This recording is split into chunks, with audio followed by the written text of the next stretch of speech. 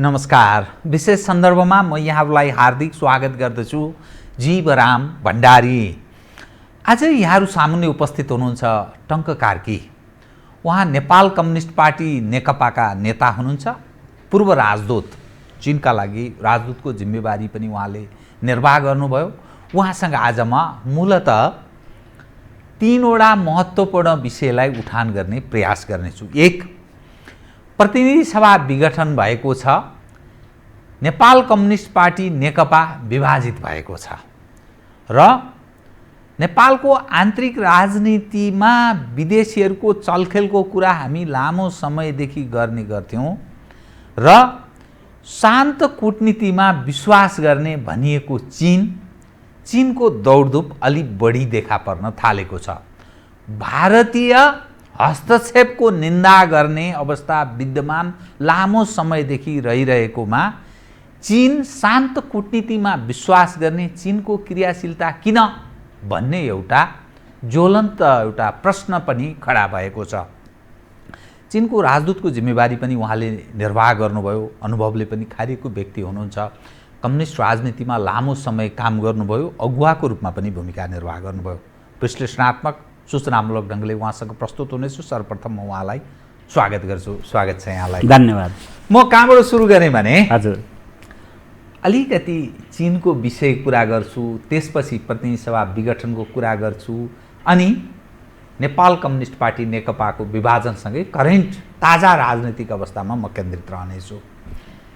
मैले पृष्ठभूमिमा अलिकति बताएँ। हजुर। चीन शान्त कूटनीतिमा विश्वास गर्दछ।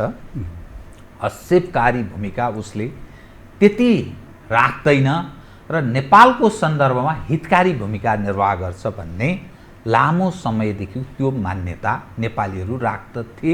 सायद राख्न अझै पनि सक्लान्। तर चिनिया राजदूतको क्रियाशीलता र चिनिया गतिविधि नेपालको सन्दर्भमा पछिल्लो नेपालमा कम्युनिस्टहरूको वर्चस्व बढे सँगसँगै निकै देखा पर्न थालेको छ। ज्वलन्त उदाहरणको रूपमा सीको नेपाल आगमन, त्यसभन्दा अझ अगाडिदेखि नै सी पथका कुरा, प्रशिक्षण, 5 तारे होटेलमा कम्युनिस्टहरूको प्रशिक्षण, लगानी चिनियाहरूको, सगौरव महत्त्वपूर्ण अधिकांश नेताहरूको उपस्थिति यावत हुँदै नेपाल कम्युनिस्ट पार्टी नेकपा दुईटा माओवादी, तत्कालीन माओवादी केन्द्र र एमाले बीचको एकतामा पनि चिनियाहरूको भूमिकाको विषय छलफल बहसको विषय बन्यो।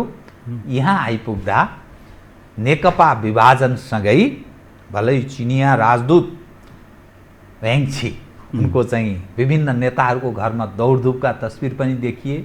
अब यहाँ अहिले के देखियो फेरि भने नेकपा विभाजन सँगसँगै चिनिया राजदूत हुँदा कृष्णबहादुर महराको घरमा पनि पुगेर कुरा राखेको। अर्थात् मेडिएटर कुनै न कुनै उनी के चाहन्छन् भन्दा कम्युनिस्टहरू विभाजन भएको उनीहरू रुचाउँदैन, त्यसैले हाम्रो यथोचित विभिन्न प्रयत्नका बावजुद पनि विभाजित भयो, म्यानेज गर भन्ने अर्थमा हो भन्ने मानिसहरूको बुझाइरहेछ।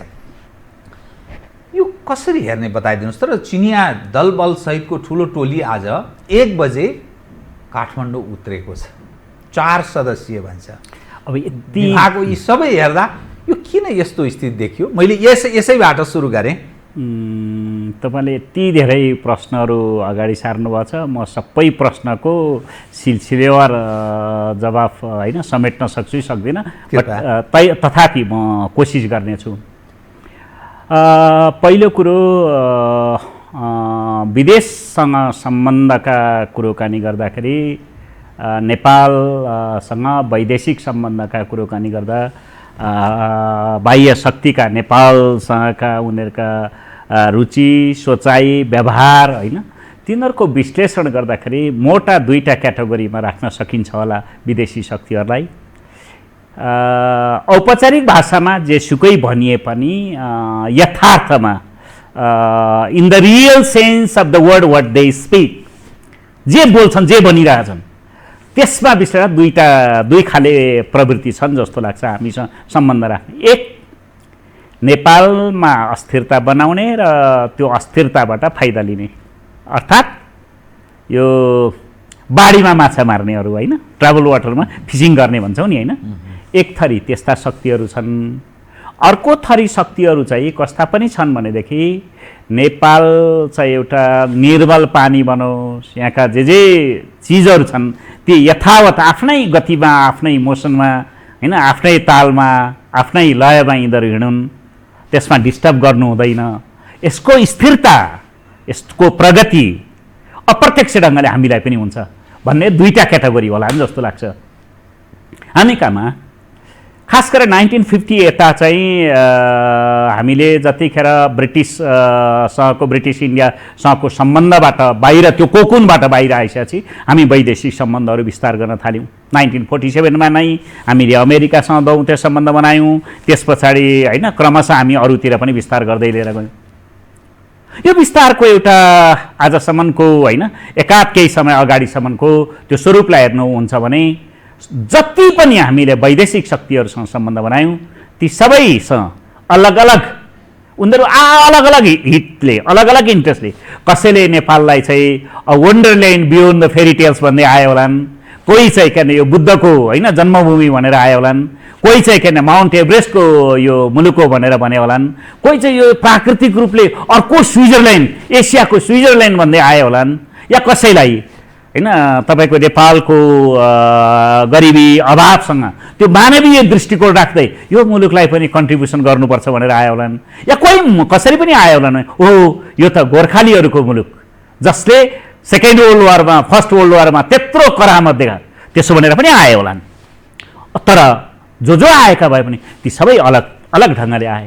उनीहरूको आफ्ना केही अलग अलग उनीहरूको कोअर्डिनेसन, आफ्ना स्वार्थ होला, आफ्ना हित होला, आफ्ना कोणबाट आए।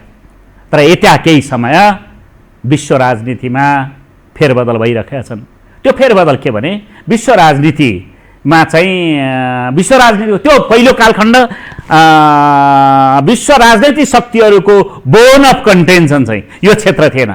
मिडल इस्ट थियो, युरोप थियो, युरोपबाट अलि पछाडि मिडल इस्ट सर्यो होइन। सेकेन्ड वर्ल्ड वारको सेरोफेरोमा युरोप थियो भने सेकेन्ड वर्ल्ड वार पछाडि बिस्तारै होइन रिसोर्स, तेलको आयल रिसोर्सलाई केन्द्रित गरेर मिडल इस्ट भयो होइन। हुँदाहुँदै त्यहाँबाट पनि अब फर्केर चाहिँ कन्टेन्सन, त्यो प्रतिस्पर्धाको त्यो केन्द्र चाहिँ एसियातिर सरिरहेछ। त्यसले गर्दा त्यो एसियामा सरिराख्दाखेरि स्वाभाविक छ आजको त्यो लडाइँ चाहिँ नजानिदो ढङ्गले प्रतिस्पर्धाको केन्द्रबिन्दु भनेको अमेरिका र चीन बिचको प्रतिस्पर्धा हो।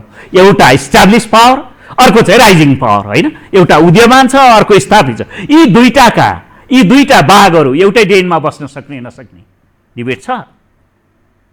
त्यो ढङ्गले एक थरी के भन्दैछ भने यिनीहरूको झडप अनिवार्य छ, यो झडपलाई होइन त्यो भिडान्तैबाट टुङ्ग्याउनुपर्छ।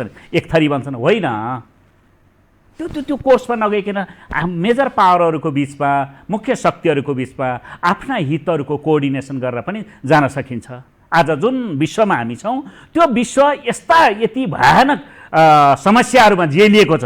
यदि सबैको कोअर्डिनेटेड प्रयत्न नहुने हो भने यसरी मेजर पावरहरू नै, न्युक्लियर पावरहरू जो यो पृथ्वीलाई दशौँचोटि ध्वस्त गर्न, यो जीवनको मात्रै कुरो होइन कि यो पृथ्वीलाई दशौँचोटि भस्म गर्न सक्ने तागत र त्यस्ता पावरहरूको बिचमा साँच्चै नै हट वार भइदियो भने त्यसले के अभिगत ल्याउला। एक त मानव जाति सामान्य कोरोना जस्तो कि एउटा होइन प्राकृतिक रोगका कारणले स्ट्यान्ड स्टिल बनाइदिएछ होइन। तपाईँको कहीँ जहाजहरू चल्दैनन्, आवागमन छैन, के छैन होइन। अस्त व्यस्त कुना कुनामा दोस्रो विश्वयुद्ध, पहिलो विश्वयुद्ध अनि नपुगेका प्रभावहरू चाहिँ हाम्रो गाउँघरमा। यस्तो बेलामा दुनियाँ मानव जातिको भिन्नताका बावजुद, त्यो राजनैतिक प्रणालीमा भिन्नता होला, आइडियोलोजीमा भिन्नता होला, संस्कृतिमा भिन्नता होला, दर्शनमा भिन्नता होला, तर त्यो भिन्नताका कमन हाम्रो ग्राउन्ड चाहिँ के छ, त्यसमा मिलेर काम गरौँ भन्ने एउटा प्रेसर चाहिँ त्यहाँ छ जस्तो लाग्छ। तर अब के छ भन्नुहुन्छ भने एक थरी नेपाल सन्दर्भसँग अब म यहाँ आइरहेको छु। म त्यसैले अब यहाँ चाहिँ के भने यो कुरोलाई यो पछिल्लो कोअर्डिनेसनबाट जानुपर्छ, मिलेर जानुपर्छ, विश्वका समस्यालाई साझा ढङ्गले चलाउनुपर्छ, विश्व अर्डरलाई, वर्ल्ड अर्डरलाई चलाउने सर्टेन नर्म्स छन्। ती नर्म्सभित्र त्यो नर्म्सलाई गाइड गर्ने भनेको के, संयुक्त राष्ट्रसङ्घ होला, मल्टिलेटरल अर्गनाइजेसनहरू बनाउँदाखेरि हाम्रा कमिटमेन्ट होला, त्यसको आधारमा विश्व व्यवस्थाका जो स्थापित मूल्य छन् त्यो स्थापित मूल्य नै भन्नाले त्यसको मूल चुरो कुरो कहाँनिर भने सहअस्तित्व र हस्तक्षेपका सिद्धान्तका आधारमा नै विश्व व्यवस्थालाई चलाइनु पर्दछ। लाभहरूको, विश्वको विकासका लाभहरू कुनै एउटा क्षेत्र, कुनै एउटा मुलुकले मात्र होइन, अरूले पनि बाँडीचुँडी खान पाउनुपर्छ, तिनीहरूलाई सेयरिङ, भागीदार बनाउनुपर्छ भन्ने यो दुईटा विचारमा पछिल्लो विचार, खास गरेर कोअर्डिनेसनमा जानुपर्छ भन्ने विचार अझै स्थापित भइसकेको छैन। त्यो कता होइन, तरल अवस्थामा छ जस्तो लाग्छ। त्यसले गर्दा यदि साँच्चै त्यो पहिलो अप्सनमा भिडन्तैबाट टुङ्गो लगाउने हो भने त्यो शक्ति त एक्टिभेट छ नि त। अनि त्यसले के गरेछ, गठबन्धन पनि त्यस्तै गरेछ। अब एक किसिमको अहिले रिसेन्टको कुरो कहाँनिर भने इन्डो वेस्टर्न, खास गरेर इन्डो अमेरिकन एक्सिस जुन बनेछ नि, त्यो एक्सिस कहाँसँग झगडा गर्दैछ त्यहाँ त्यो के भन्छ हाम्रो लद्दाखमा त देख्यो नि त, 20जना मान्छेहरू यत्रो 20-30 वर्षसम्म भारत र चीन बीच एक किसिमको होइन सुमधुर सम्बन्ध होइन, सुस्थिर सुमधुर मजबुत बन्दै गइराखेको, जहाँ 94 होइन बिलियन डलरभन्दा बढीको फरेन ट्रेड भइरहेको, लगानी होइन एकअर्कामा लगानीहरू बढ्दै गए, यस्तो राम्रो सुमधुर भएको छ, एकैचोटि युद्धमा भड्किरहेछ। अनि गरिँदैछ के भने यो क्षेत्रमा तपाईँको के भन्दाखेरि सोकल होइन लिडर, त्यो एक्जाइल लिडर चाहिँ होइन तिब्बतियन गभर्मेन्टको के निर्वासित तिब्बती सरकारको प्रमुख चाहिँ व्हाइट हाउसमा होइन रेड कार्पेट वेलकम गरिन्छ। अनि व्हाइट हाउस के अरे अमेरिकी कङ्ग्रेस होइन तिब्बत सम्बन्धी रिजोल्युसन पास गर्छ। हामी कहाँ हुँदैछ, कहाँ छौँ हामी भन्दाखेरि त्यस्तो ठाउँमा, त्यस्तो रणनैतिक ठाउँमा छौँ। 14 किलोमिटर चाहिँ लामो साँसीमा भएको मुलुक, एउटा तलतिरतिर उसँग स्ट्राटेजिक सिस बनाएको एउटा फोर्स छ, अर्कोतिर जोसँग प्रतिस्पर्धा गर्नुपर्ने चीन छ, त्यो बिचमा रहेको, जोसँग चाहिँ पोरस बोर्डरहरू होइन हाम्रा 12 काल चाहिँ एक नेपालबाट उत्तरतिर छिरिने खालका त्यस्ता नाकाहरू भएको ठाउँ छ। इन्डियाको जस्तो पनि होइन, त्यो के अरे चुङ्गी घाटीको जस्तो मात्रै होइन, हाम्रो बेग्लै अवस्था। त्यो स्ट्राटेजिक एन्ड पोलिटिकल नेपालको जुन होइन पोजिसन छ, त्यो पोजिसनलाई एक्सप्लोइट गर्न त कतै कोसिस गरिराखेको छैन। अलिक अगाडि विशुद्ध होइन भारत नेपालको त्यो कालापानी लिपुलेक र लिम्पियाधुरा सम्बन्धी जुन विवाद हो, त्यो विवादमा हामीलाई के भन्यो, कहीँ कतै हिस्टोरिकली अन अल एकाउन्ट्स त्यो सबै कुरो गर्ने नेपाल र भारत बिचको द्विपक्षीय विवाद थियो होइन। त्यो द्विपक्षीय विवादमा कसलाई ड्र्याग गरेर लिएर आइयो, चाइनालाई ड्र्याग गर्यो, उसले उकासेर तैँले हो भनेर। हामीले त कति उदारता देखाउने नेपालले, सानो मुलुक छौँ, हामीले हाम्रो औकात हामीलाई थाहा छ होइन। हामीले त्यत्तिकै त्यो हाम्रो इतिहासदेखि निर्माण भएको त्यो म्याग्नामिटी भन्छ नि, उदारता भन्छ नि, यति उदार दिल भकाउने हामीले त्यही मान्छेलाई, त्यही भारतीय सेना प्रमुखलाई हामीले यहाँ ल्याएर नेपालमा ल्याएर आफ्नो सेनाको मानार्थ होइन चिफको के भन्दा फुली शुद्ध लगाइयो। त्यहाँभन्दा नेपालले गर्ने के सदा देखाउने के? मलाई के लाग्छ भने चिनियाहरू अहिले यो मामिलामा उनीहरू कन्सर्न, चिनियाहरूको कुरो पनि प्रष्ट छ, चिनियाहरू नेपालमा स्थिरता चाहन्छ, नेपाल समृद्ध होस्, नेपालमा स्थिरता होस्। त्यो स्थिरता र त्यो यसमा अस्थिरता ल्याएर यसलाई के भन्दाखेरि अविकासको गर्तमा राखिराखेर को फिसिङ गर्न खोज्दैछ, को माछा टिप्न खोज्दैछ, सायद उनीहरू यसमा स्योर हुन चाहन्छ। यो भ्रमणलाई त्यही रूपमा बुझ्ने, अब उनीहरू सिचुएसनको आकलन गरिराखेका छन् जस्तो लाग्छ। एउटा कुरो कहाँनिर के हो भने चीनसँगको हाम्रो कमिटमेन्ट होइन, हाम्रो सम्बन्धको स्वरूप हेर्नुहुन्छ भने 1972 मा नै बेत्राती सन्धि गर्दाखेरि हामीले के भनेको थियो, चीनले के कमिट गरेको थियो, नेपालमाथि कुनै बाह्य शक्तिले आक्रमण गर्यो भने चीन त्यसको निम्ति होइन आफ्नोमाथि भएको आक्रमण ठानेर किन सहयोग गर्नेछ भनेको होइन। 22 वर्ष पछाडि नेपाल अङ्ग्रेज युद्ध भयो, त्यो युद्धमा नेपालले चीनलाई पठाएको चिठी चाहिँ बिचमा काहीँ त्यो चिठी पुग्न सकेन, जसलाई माध्यम बनाएको थियो त्यो माध्यमले त्यो नै दबाइदियो। पछि नेपालले अर्को एउटा सोर्स खोजेर पठाउनलाई गर्यो, त्यो धेरै ढिलो भइसकेको थियो। अङ्ग्रेजसँग हाम्रो युद्ध भयो, युद्ध हुँदाखेरि 1/3 of our land we have to lose. सायद त्यो हामीले समयमा सूचना पुर्याउन सकेको भए, त्यो बेत्रावती सन्धिको त्यो क्लज एक्टिभेट भएको भए चिनिया सहयोगी हुन सक्थ्यो। हाम्रो हालत त्यो हुँदैन थियो होला, होइन? पछि नै पनि ऐन मौकामा 1962 मै पनि मार्शल छनीले यदि कसैले नेपालमाथि मूर्खतापूर्ण ढङ्गले हमला गर्छ भने त्यो हामी नेपाली जनताको पक्षमा उभिन्छौँ भनेर वक्तव्य दिएका होइन? तर सन् 2015 अर्थात् 2072 सालमा भारत र चीनका नेतृत्व पङ्क्तिका बीच यो लिपुलेक आवत जावतको जुन सम्झौता भयो नि, त्यसमा त नेपाल उप चीनले सरोकार राखेको भन्ने अर्थ लाग्यो। एउटा के भने उनीहरू पछाडि हामीले उनीहरू त्यो एग्रिमेन्ट गरे लिपुलेकको बारेमा, त्यो गरिसक्न साथै नेपालले जब प्रोटेस्ट गर्यो, यो त हाम्रो भूमि हो, how you can make such decision? तिमीहरू कसरी त्यस्तो अन्डरस्ट्यान्डिङ गर्न सक्छ? हाम्रो भूमिमा दुईटा तिमीहरू ठुला शक्तिहरू मिलेर मात्रै गर्न हुन्छ भनेर भन्दाखेरि हामीलाई तपाईँहरू आफ्ना प्रमाणहरू दलिलहरू पेश गर्नुहोस्, हामी पुनर्विचार भनेकै त छन्। त्यहाँभन्दा के गर्न चाहिन्छ? उनीहरूले इन्डियन पक्षले जे तथ्यहरू जे ढङ्गले प्रस्तुत गर्थ्यो एकपक्षीय ढङ्गले, उनीहरूले त्यसलाई विश्वास गरे। राज्यहरू मान्छे जस्तै, व्यक्ति जस्तै कहिलेकाहीँ सबै सूचना नभएको हुन सक्छ। एउटा त्यो पनि हुन सक्छ। तपाईँ पूर्व राजदूत भएको हुनाले अहिले जसरी कालापानी हुँदै हजुर मानसरोवरसम्म प्रवेश गर्ने पुग्ने गरी जो सडक निर्माण गरिरहेको छ भारतले, त्यो चीनको सीमामा पुगेपछि तत्पश्चात उता बनाउने बाटोको हकमा त्यो त चीनको होला, त्यो उतातर्फ चीनतर्फबाट त्यो बाटो बनाउने सवाल उप के स्थिति छ? तपाईँलाई केही सूचना? त्यसबारेमा मलाई थाहा छैन। अब खालि के कुरो त्यो, अब म बुझ्छु हाम्रा भारतीय मित्रहरूको आर्गुमेन्ट के छ भने, हेर भाइ त्यो तिम्रो जमिन तिम्रो हो, अप्रत्यक्ष ढङ्गले केही कोणहरूबाट भनिएका कुरोकानीहरू म यहाँ तपाईँसँग सेयर गर्न चाहन्छु जो पब्लिकली आएका छन्, होइन? जमिन त तिम्रो हो, तर कुरोकानी के भने त्यो स्ट्राटेजिक महत्त्वको छ। त्यसले गर्दा हामीले जो बस्यौँ अब हामी छोड्न मिल्दैन, यो पनि कुनै तर्क हो? सभ्य होइन मानव समुदाय बिच यस्ता तर्क लिएर प्रस्तुत हुन पाइन्छ?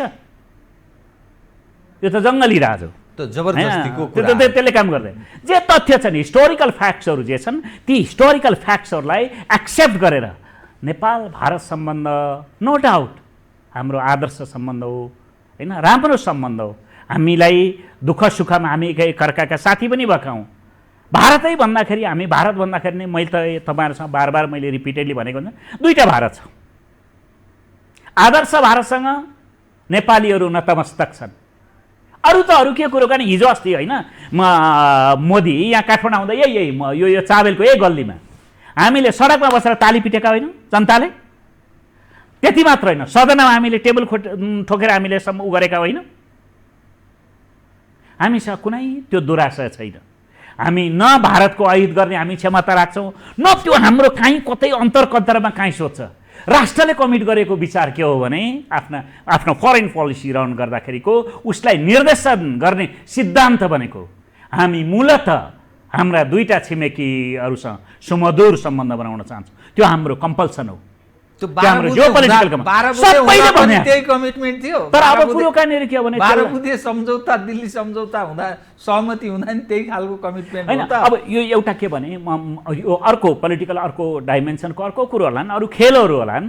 तर म नेपाल राष्ट्रको, नेपाल राज्यको आत्माको कुरो, बाहिर अरू स्टेक होल्डरहरूले कहाँ के सम्मति गरेका छन्, के छलफल एउटा मात्रै विषय प्रवेश गर्छु, त्यसपछि म करेन्ट ताजा राजनीतिक अवस्थामा प्रवेश गर्छु। चिनिया दलबल 4 जना आज 1 बजे काठमाडौँ उत्रेको छ कि त्यो पनि कस्तो भने अन्तर्राष्ट्रिय विभागको उपमन्त्रीको नेतृत्वमा आएको छ। चीनका बारेमा नेपाल कम्युनिस्ट पार्टीको एकताका लागि उनीहरूले भगीरथ प्रयत्न गरे, त्यसैको कारण यो स्थितिमा नेकपा प्रवेश गर्यो भन्ने नेपाली जनमत बुद्धिजीवीहरूको धारणा पनि।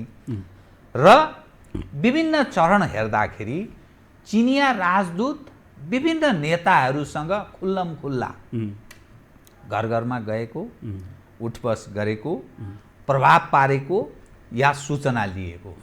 हामी भारतीय राजदूतको त्यो क्रियाशीलता, विगतका क्रियाशीलता र पछिल्ला पनि कतिपय हामीलाई अपाच्य भइरहेको बेलामा चिनिया राजदूत र चिनिया व्यक्तिहरूको यो उपस्थितिलाई हामी गौरवपूर्ण ढङ्गले लिने कि यो पनि अलिक बढी भयो, यो शान्त कूटनीतिमा विश्वास गर्ने चिनियाहरू यति क्रियाशील हुनु त्यो अलिक खतरनाक अवस्थाको सूचक त होइन। यसकारण मैले भनेको एमसीसी अल्मलिरहेको छ, के गर्ने थाहा छैन, नेकपा विभाजित छ। भारतीयहरू आफ्नो ढङ्गले षड्यन्त्रमूलक ढङ्गले कामकाज गरिरहेछन् भन्ने नेपाली जनमत छ। नेपालको राजनीतिमा उनीहरूको वर्चस्व, नेपालको यो पछिल्लो परिवर्तन फेरि 12 बुँदेमै जान्छ। यावत हुँदा हामी खतरा त मोलिरहेको छैनौँ भन्ने आशय मेरो। होइन, एउटा त के भने मैले अघि नै पनि तपाईँलाई सङ्केत गरेँ जस्तो लाग्छ, नेपाल अहिले जुन टाइम एन्ड स्पेसमा जहाँ छ यसले नयाँ चुनौतीहरूको सामना गर्नु परिरहेको छ। हामीलाई कुनै एउटा एक्सिससँग ड्र्याग गर्ने होइन प्रयत्न त भइरहेको छैन। चिनियाहरूले बुझ्न चाहेको त्यो होला, त्यो हदसम्म उनीहरूले बुझ्न चाहेका छन् भने अस्वाभाविक होइन, म अस्वाभाविक मान्दिनँ त्यो हदसम्म। सामान्यतः कूटनीतिज्ञहरू जो कोही पनि जहाँ एक्सेस हुन्छ सम्भव भएसम्म पुग्छ भने त्यो एक्सेसमा कम्युनिस्टहरू चाहिँ अलि देशभक्त भारतीय हुँदा चाहिँ बुरुकको उफ्रने होइन, त्यो भारतीय राजदूत ठाउँमा गयो चप्पल लाएर गयो भन्दा अन्यथा मान्ने। तर अब हिजोका यसो तस्बिर हेर्दा कृष्णबहादुर महराको निवासमा समेत चिनिया राजदूत पुगेको देखेपछि मानिस अलि आश्चर्य मानिरहेछन्। यो त अब एउटा लिमिटमा पनि रहेन, यो त सबै ठाउँमा पो प्रवेश गर्न थाले भन्ने रूपमा होइन। अर्थात् यो हदमा गएकोमा आशंका अब अलिक हामी त अलि शङ्कालु मानिसहरू पनि हौँ। त्यो सानो राष्ट्रले कमजोर भल्नरेबल राष्ट्रका ती मनोवैज्ञानिक प्रभावहरू पनि होलान्। It is but natural. Natural चाहिँ के हो भने कोही पनि विदेशी मिसनहरू होइन आफ्ना इन्ट्रेस्टमा होइन उनीहरू त्यो बुझ्न होइन त्यो सम्पर्क गर्न कोसिस गर्छन् नै। हामी नै पनि, मै पनि बेजिङमा हुँदाखेरि चाहन्थेँ, मैले चाहनेरले मात्रै हुँदैन थियो होइन, त्यो हामी कति एक्सेस दिनु त्यो उनीहरूको त्यो सिस्टमले पनि भर गर्छ। हुन्थ्यो भने त म पनि हुजिन्ता सधैँ वेट गर्न चाहन्थेँ नि, वेन्जाबाउसा नै गर्न। यसको अर्थ के चीन नेपाल सन्दर्भमा चाहिँ असफल भयो भन्ने अर्थ लाग्छ। अहिले विकास भएको घटनाक्रम हेर्दा नेपालमा भइरहेको जुन घटनाक्रम छ नि त्यो घटनाक्रमबाट संवेदनशील भएको जस्तो लाग्छ मलाई होइन। ऊ चाहिँ व्हाट इज ह्यापनिङ, के हुँदैछ भन्ने कुरोकानीहरूमा चाहिँ ऊ बढी होइन संवेदनशील भएको जस्तो लाग्छ मलाई अहिले। अब नभन्दा एक थरी मानिसहरू के भन्दैछन् भने अहिले नै भनिरहेको सडकमै होइन तपाईँ मिडियामै यत्र तत्र जताततै पढ्न पाइने कुरोकानीहरू भनेको के हो भने चिनियाहरू होइन अहिलेको यो जुन डिब्याकल छ एमाले भित्रको यो विवाद र विभाजन छ, त्यो विभाजनभित्र चिनियाहरू एकता गर्न चाहन्थे, भारतीयहरू टुक्राउन चाहन्थे, भारतीयहरू सफल भए, चिनियाहरू असफल भए भन्ने पनि छ होइन। त्यसो भने त भन्दैछन्। कुरोकानीहरू के हो भने सामान्यतः चिनियाहरू त्यो हदसम्म नेपालको स्ट्याबिलिटी र विकासलाई पुट पुर्याउने संस्था संरचनाहरू जुन छन् तिनीहरू चाहिँ तलबितल नहुन् भन्ने उनीहरूको नेकपाको मात्रै कुरो होइन। काङ्ग्रेसै यदि त्यस्तो गयो भने त्यो पनि नभइदियोस्, त्यो पनि यति नेपालका शक्तिहरू चाहिँ तिनीहरू चाहिँ होइन युनिफाइड रहिदिउन्, एकीकृत रहिदिउन्, अझ बृहत्तर एकताबाट। उनीहरूले कतिपय ठाउँमा त काङ्ग्रेस तपाईँहरू सबै मिलेर मुलुक बनाउनुहोस्, त्यसमा कुन चाहिँ कुरो कानी नराम्रो छ र हो नि त चाहिएको। अब अझै तपाईँको अहिले होइन केही चिनिया प्राज्ञिक क्षेत्रका मानिसहरूले भनेको पनि मैले पढेँ सुनेँ होइन। हामी त के भने चिनले ठानेको थियो, हामीले त के ठानेका थियौँ भने ती विज्ञहरूको कुरो कानी छ त हामीले त ठानेका थियौँ कि नेपालको पोलिटिकल प्रब्लम अहिलेलाई हल भयो। अब मुख्य चाहिँ उनीहरूको प्राथमिकता चाहिँ आर्थिक विकास, तर त्यो प्रब्लम नै हल भएको रहेछ। यी साथीहरू त फेरि फर्केर 20 वर्ष अगाडि पुगे है भनेर चिनिया प्राज्ञहरूको विश्लेषण छ भन्नाले how they are looking at Nepal. अब यो एउटा बताइदिनुहोस् त, नेपालको सन्दर्भमा नेताहरू, तपाईँ पनि नेपाल कम्युनिस्ट पार्टी नेकपाको नेता हो, लामो योगदान गर्नुभयो, भलै फर्स्टम्यान हुनु भएन होला, फर्स्टम्यान हुने हैसियत पनि राख्नुहुन्छ। बारम्बार खास गरी कम्युनिस्ट राजनीतिका अगुवाहरू के कुरा एडभोकेसी गर्थे भने यो देशमा समृद्धि नहुनुको पछाडि देशभक्ति कमजोर हुनुका कारण यो के हो भने राजनीतिक अस्थिरता, अस्थिर खालको अल्पमतको निरन्तर सरकार बन्यो। यसले हर्स ट्रेडिङ निरन्तर गरिरह्यो।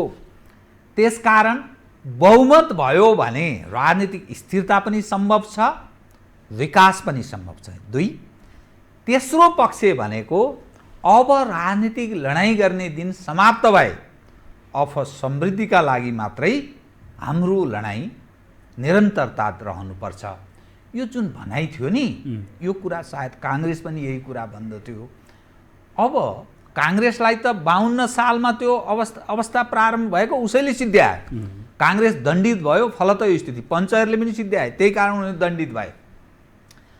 अब कम्युनिस्टहरूको मुखमा पनि बुझो लागेन। अब के का लागि मत माग्छन्, प्रतिनिधि सभा विघटनसँगै जनताले किन बहुमत दिन्छन् र अब आउने दिन कम्युनिस्टको राजनीतिक भविष्य र नेपालको यो कथित जो लोकतन्त्रको कुरा गरिएको छ, यो सिस्टमको भविष्य बताइदिनुहोस् त।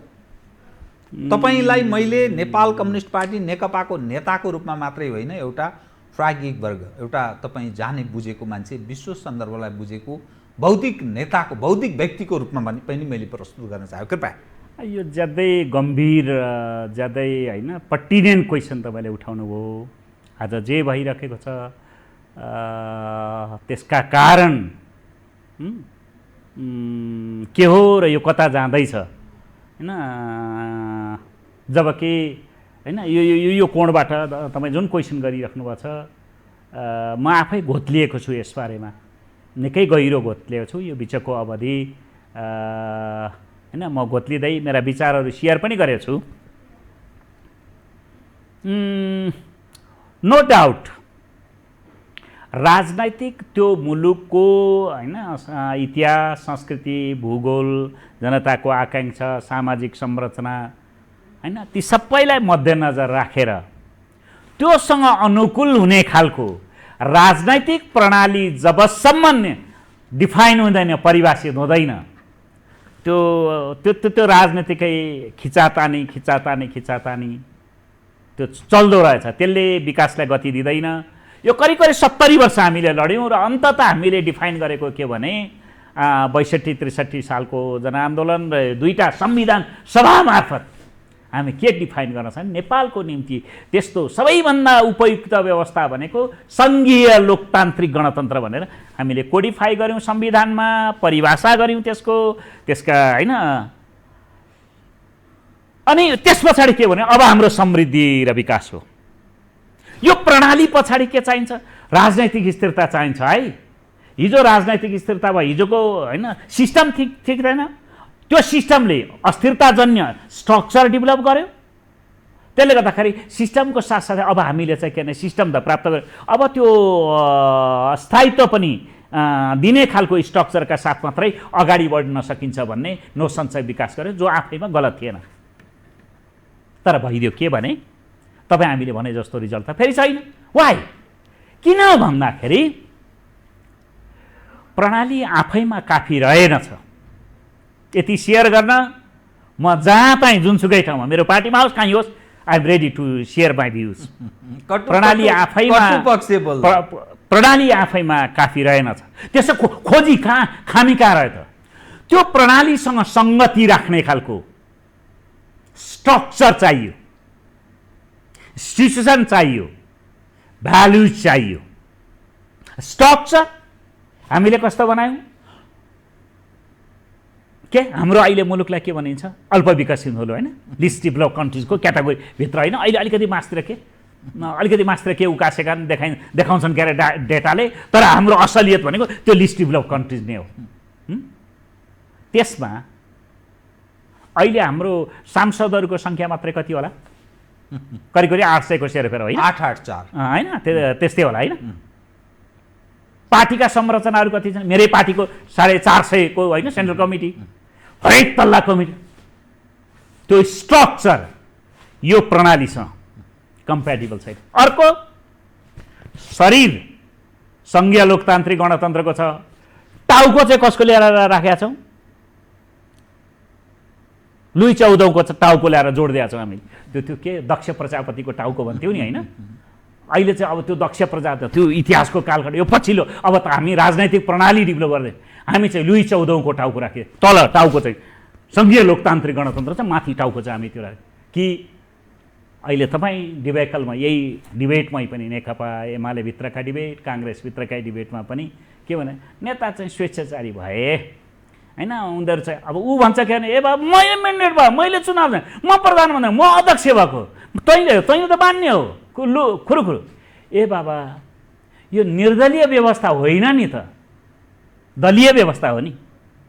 दलीय व्यवस्था हो भने दलीय व्यवस्थाको दलीय त्यो संरचनाको भावनालाई रिप्रेजेन्ट गर्नु पर्यो। निर्दलीय व्यवस्थामा निर्दलीय व्यवस्थाको प्रधानमन्त्रीले गर्ने त्यही हो, निर्दलीय व्यवस्थाको नेताले गर्ने भनेको त्यही होला। त्यो टाउको उसको शरीर पनि दुइटै त्यो एउटै छ होइन, त्यहाँ त्यो सङ्गतिपूर्ण छ, त्यो दुइटै मिलेको छ। यो टाउको जसरी बनायौँ हामीले, त्यो टाउको जोड्ने काम हामीले गलत गरिछौँ, हामीले यसलाई छटानी। अर्को कुरो कहानी के छ भनेदेखि एउटा जीवरामजी, म भेरी अनेस्टली तपाईँको यो टेलिभिजन मार्फत म देशवासीलाई जनतालाई पनि म के सेयर गर्न चाहन्छु भने एउटा जुग थियो हाम्रो जसलाई स्वर्णिम युग भनेर भन्ने, लिच्छवी कालमा त्यो शासन त्यो रिजिम झन्नै 1000 वर्ष टिक्यो।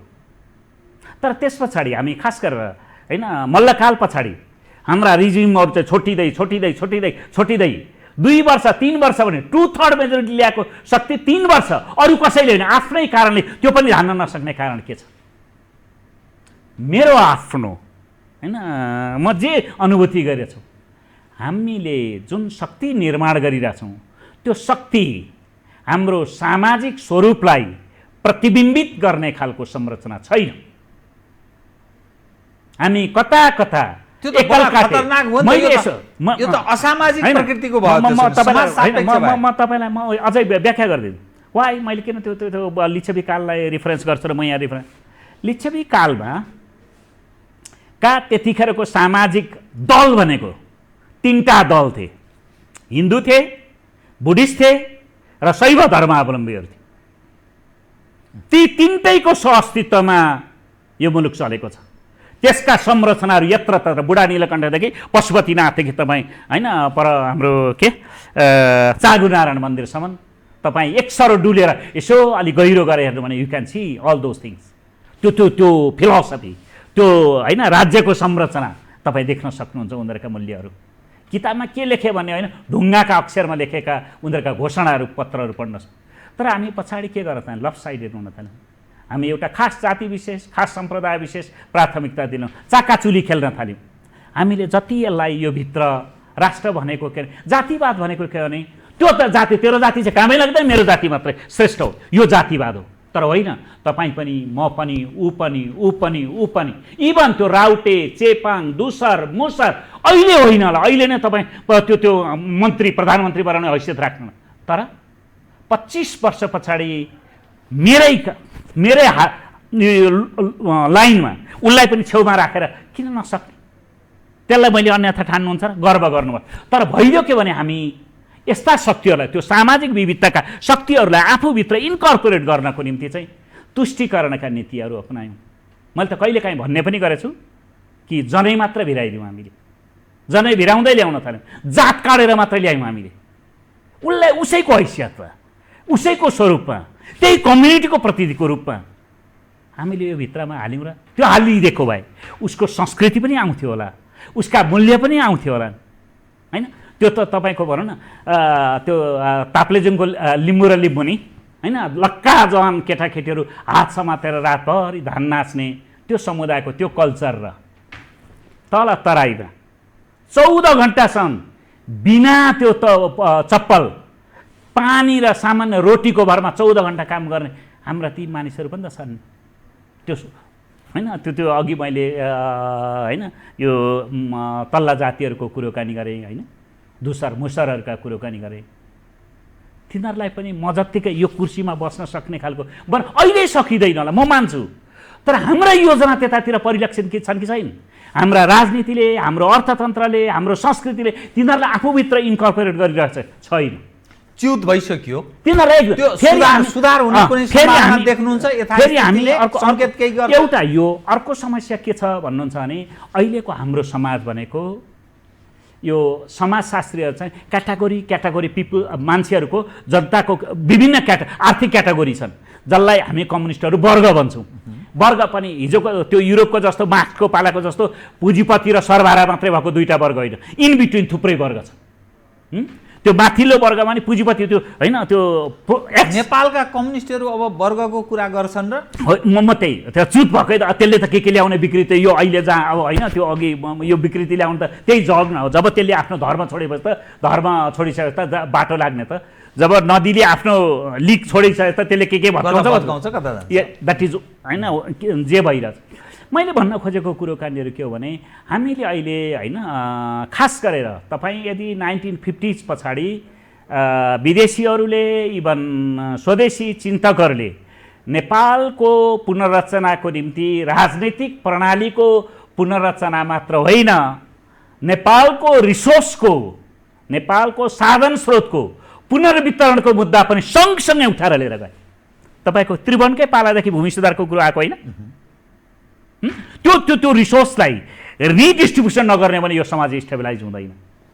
तर 21 भूमि सुधार होइन, 21 मा होइन त्रिभुवनको पालादेखि उठाएको छन् होइन, त्यो त्रिभुवनको पालामा उठ्यो, काङ्ग्रेसले उठाएको छ, 21 सालमा महेन्द्रले त्यही कन्टिन्यू गर्छ र विदेशीहरूले त्यो सल्लाह अनवरत रूपले दिएको छ, त्यो ढङ्गले पुसअप गरेको छ। म होइन त्यो बेग्लै हामी छलफल गरौँला।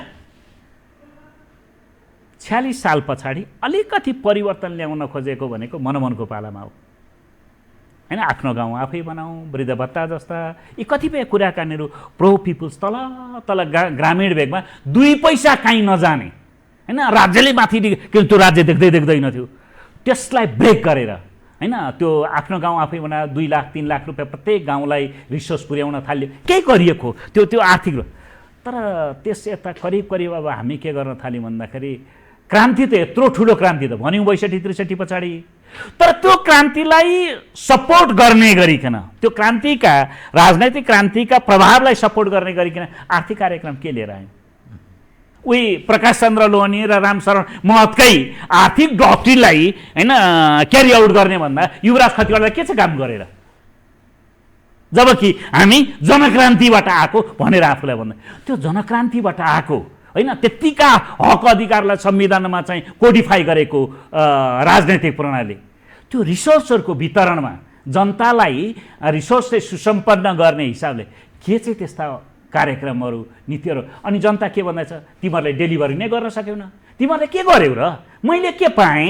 एकदम तपाईँले भनेको कुरा मेरो विमति छैन कि अब जुन विषय तपाईँले सम्बोधन गरिरहनु भएको छ यो हामी अब करेक्सन गर्न सक्छौँ भन्ने अवस्थामा नेपालका कम्युनिस्टहरू अब छन्।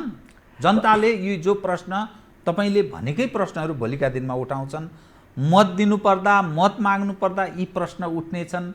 कम्युनिस्ट हौँ भन्नेहरूलाई अब जनताले सहज स्वीकार्ने, काङ्ग्रेसभन्दा फरक हौ भनेर बुझ्ने, पञ्चहरूभन्दा फरक हौ भनेर बुझ्ने अवस्था छ। यसो समाजले सबैलाई सुध्रिन मौका दिन्छ। अब मेरो कुरा सुन्न, समाजले सबैलाई सुध्रिन मौका दिन्छ।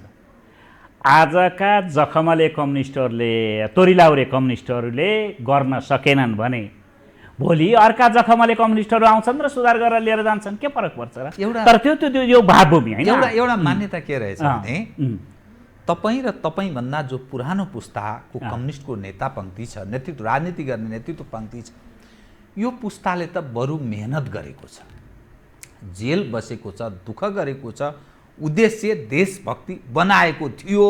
अब भयो कि भएन अलग पक्ष हो, जनताको कुरो गर्थ्यो, राष्ट्रको कुरा गर्थ्यो, मेहनत पनि गर्यो, तल्लो गरिब वर्गबाट उठ्दै मेहनत गरेर यहाँ आयो।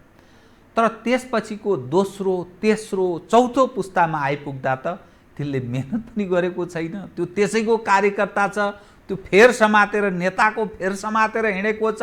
अनि के भन्छ ऊ, मेरो महान नेता हो यो अहिलेको, अनि दोस्रोको यो हो, तेस्रोको यो हो, जसको संलग्नता कहाँ छ जोडिएको छ, तार जोडिएको छ, त्यसबाट झन् आश गर्ने ठाउँ छ त।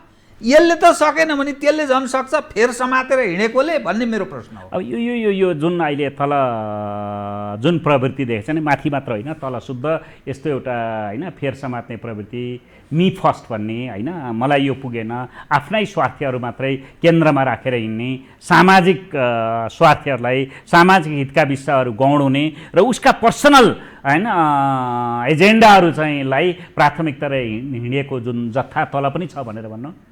To be very honest, what I have to share with you, यो सबै प्रवृत्ति माथिले आफ्नो सुविधाको निम्ति निर्माण गरेको संस्कृति हो माथिकाहरूले। यो तल बिचरा तिनीहरूको दोष केही छैन, तिनीहरूको त्यो आइडियोलोजिकल पोलिटिकल एजुकेसन दिएको भएदेखि हिजो त्यही ठाउँमा सोसल एजेन्डा नै, सोसल मिसन नै प्राथमिकतामा राखेर आएको होइन। चाहे कम्युनिस्ट भन्नुहोस्, काङ्ग्रेस भन्नुहोस्, उनीहरूको पर्सनल त्यो काङ्ग्रेसै भित्रका त्यो बलबहादुर केसी भन्नुहोस्, ज्ञानेन्द्र कार्की भन्नुहोस्, त्यो विमलेन्द्र निधि भन्नुहोस्, म यी त मेरो समकालीन म मन्त्री हुँला भनेर आएका हुन् त होइन, प्रजातन्त्रको निम्ति लड्ने भन्थे। हामी आएको भनेको यो मुभमेन्टमा जोइन गर्ने भनेको म भोलि चाहिँ यो पञ्चायत गइहाल्छ, त्यस पछाडि मलाई चाहिँ होइन राजदूतको फुली लगाइदिएर उस्तै परिहाल्यो भने कुनै नेता खुसी भएछ भने मलाई मन्त्री पनि बनाइदिएला, सांसद बना, त्यसो भनेर आएको हो र होइन।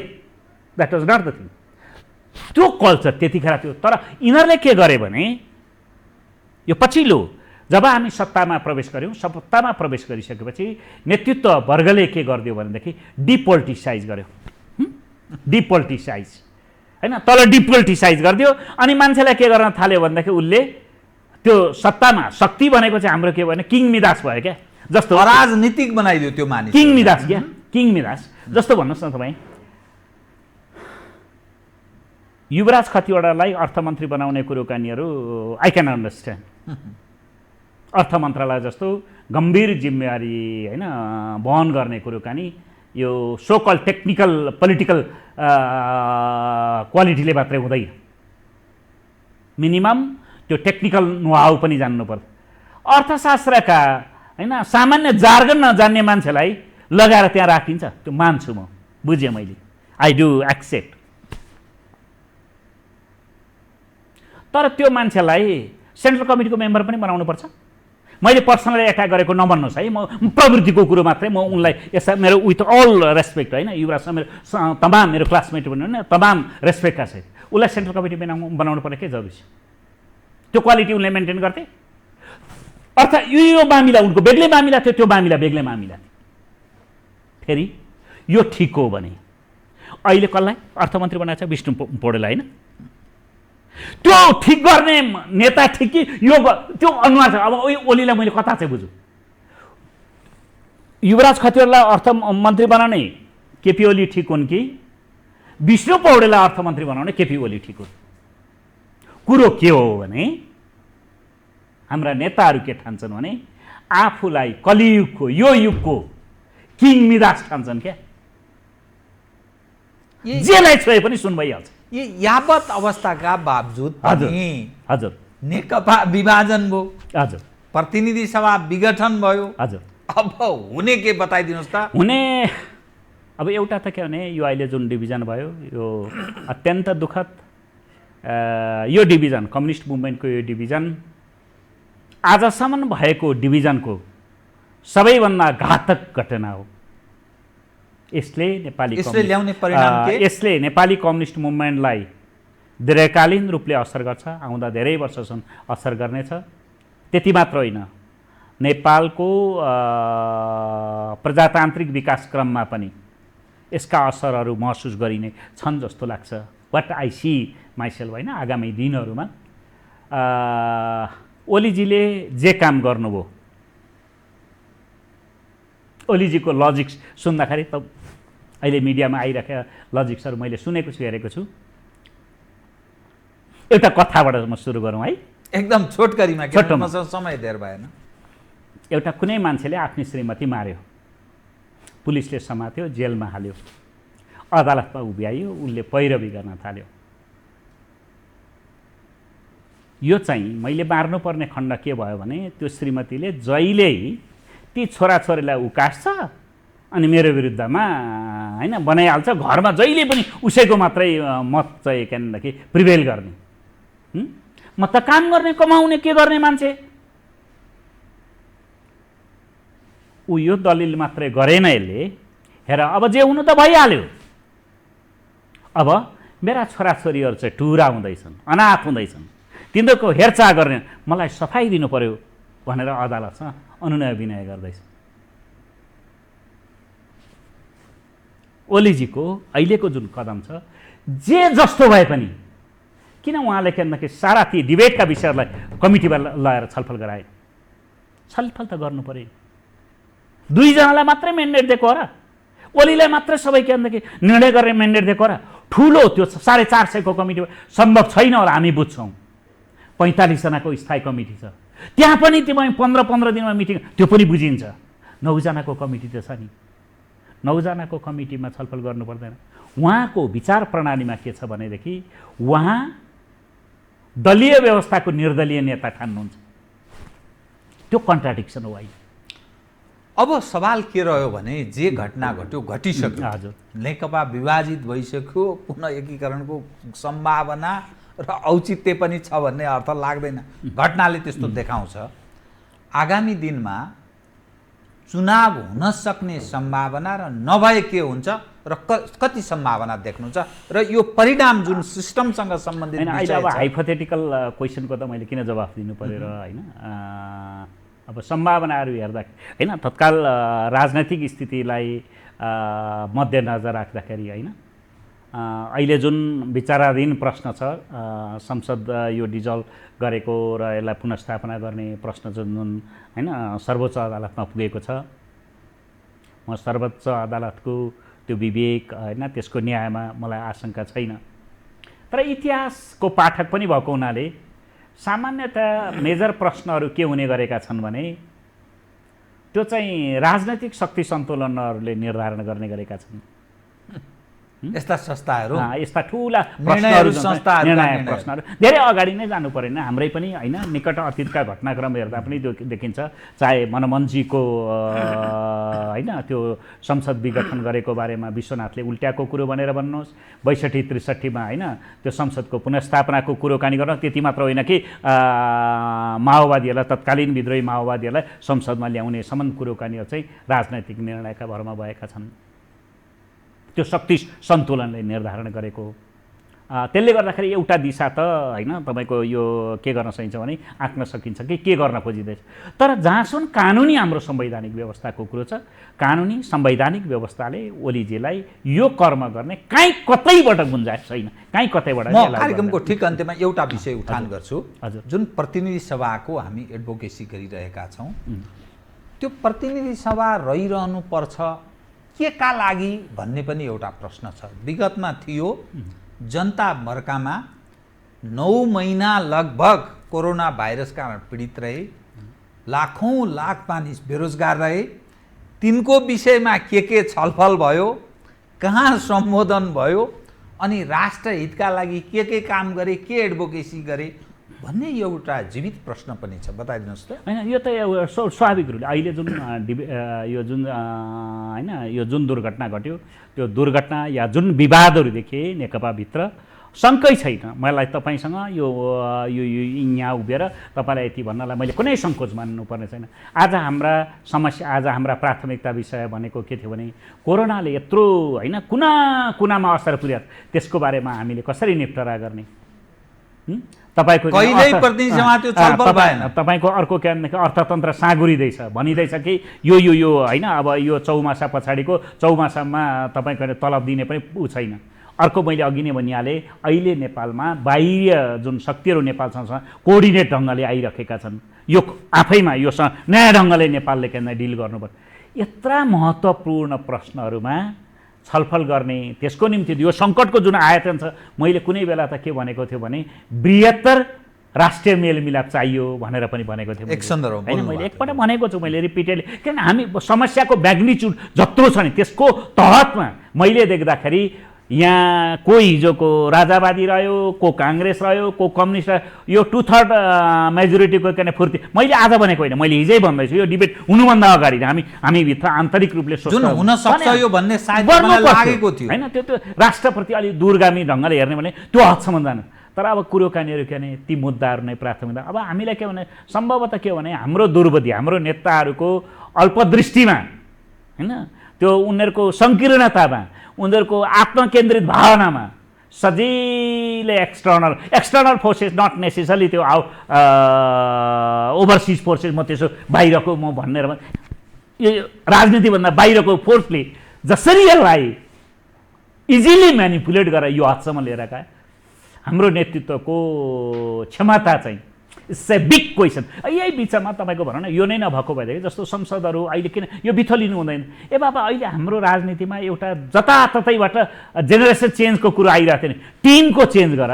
हिजोको फ्युडल सामन्ती समाजमा बनेका हाम्रा जस्ता राजनैतिक मूल्य संरचना थिए, त्यो चाहिँ आजको आधुनिक समाजमा त्यो मूल्यले काम गर्दैन। आधुनिक समाज भनेको चाहिँ कलेक्टिभ लिडरसिपको जमाना हो। बहुदलीय व्यवस्था भनेको दलीय व्यवस्थामा कलेक्टिभ लिडरसिप हो, जनताको भावनालाई क्यारी आउट।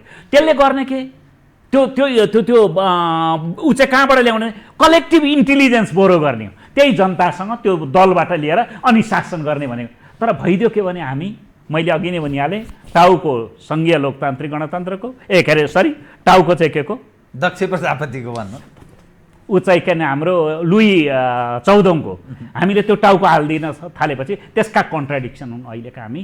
तर मलाई के लाग्छ भने यसका बावजुद पनि नेपालको एउटा अध्याय अब अन्त्य हुँदैछ कि त्यो हिजोको जुन ढाँचामा यो तथाकथित करिस्मेटिक लिडरसिपको भन्ने नाममा होइन, तथाकथित हाम्रा महान नेता के भन्ने नाममा जसरी चलेछ नि त्यो फ्युडल अर्डरको त्यो अब चल्दैन। त्यो कलेक्टिभ लिडरसिप नयाँ अवस्थामा हामी प्रवेश गर्दैछौँ। हस्, धन्यवाद छ यहाँलाई। आदरणीय दर्शकवृन्द, उहाँ हुनुहुन्थ्यो टङ्क कार्की, पूर्व राजदूत तथा नेपाल कम्युनिस्ट पार्टी नेकपाका नेता। समसामयिक विषयलाई केन्द्रमा राखेर गरेको कुराकानी। म सहित मेरो सम्पूर्ण युनिटलाई कार्यक्रमबाट बिदा दिनुहोस्, तर यो हो टेलिभिजन, हेर्दै रहनुहोला। नमस्कार।